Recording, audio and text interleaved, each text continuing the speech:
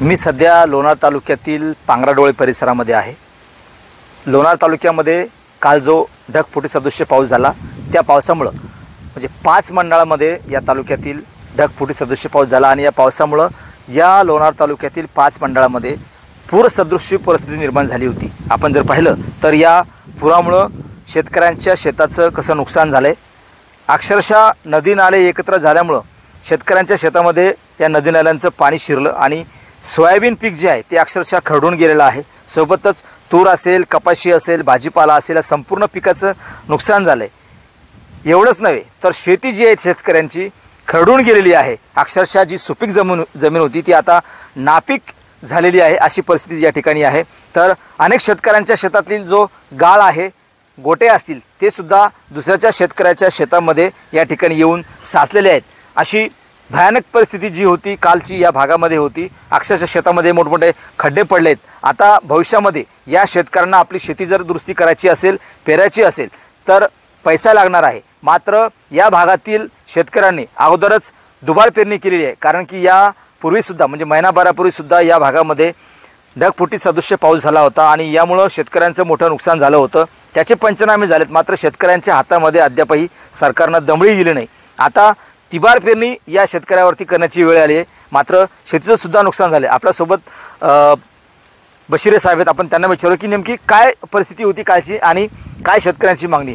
भाऊ, मला सांगा की कालची नेमकी परिस्थिती काय होती आणि आता शेतकऱ्यांची काय मागणी परिसरातल्या। खरं म्हणजे शेतकरी हा खरोखर मेटाकुटीला आलेला आहे।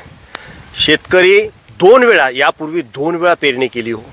2 वेळा पेरणी करून कसं तरी वाटलं होतं की आता चांगलं होईल काहीतरी, परंतु आजची परिस्थिती अशी आहे की अक्षरशः पूर्ण शेतच्या शेत खंगाळून गेलेले आहेत। अक्षरशः पूर्ण काळी माती वाहून गेलेली आहे आणि खालचा खडक हा वर आलेला आहे। आता त्या शेतकऱ्याने तिसऱ्यांदा पेरायचं तर काही उगवणार नाही, कारण मातीच नाही आहे, माती शिल्लक राहिलेली नाही। त्यामुळं सगळी खंगळून गेलेली आहे जमीन आणि पेरून उपयोग काय होणार।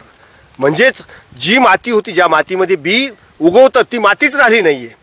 त्यामुळे शेतकरी एकतर शेतकऱ्याला शासन प्रशासन मारतं आणि शेतकऱ्याला हे निसर्गसुद्धा मारतं, अशी अवस्था आहे।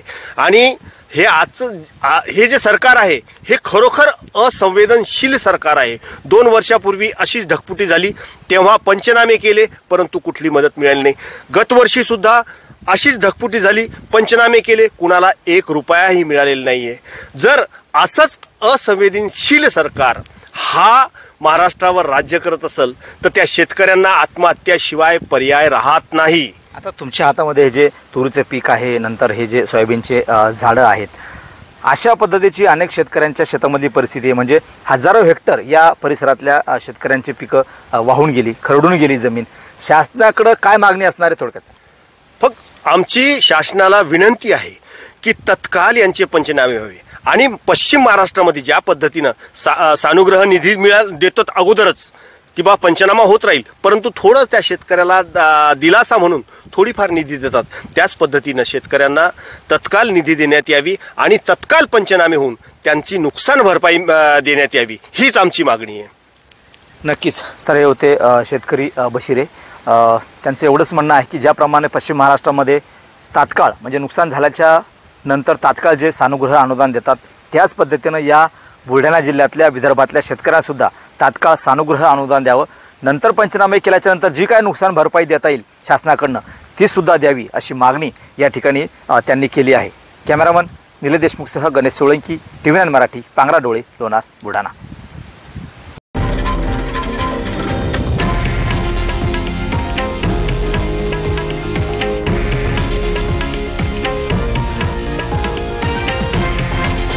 हे आहे देशातील नंबर 1 न्यूज नेटवर्क आणि आपण पाहत आहात TV9 मराठी, एकमेव।